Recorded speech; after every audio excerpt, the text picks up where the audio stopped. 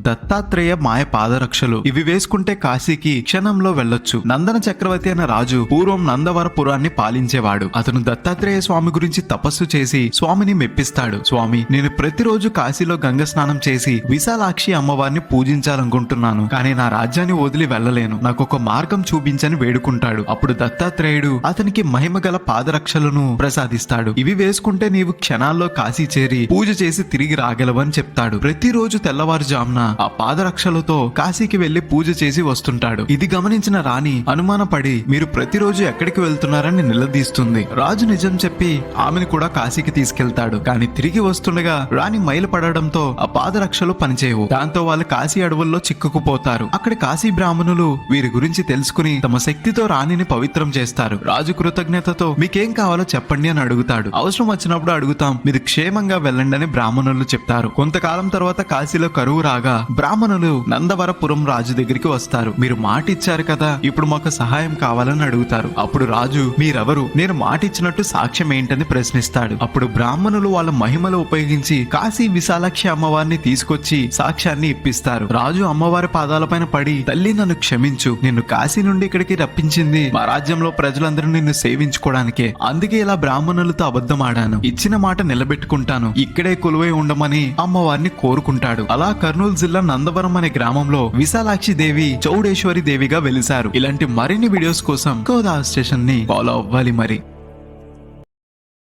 Download ShareChat.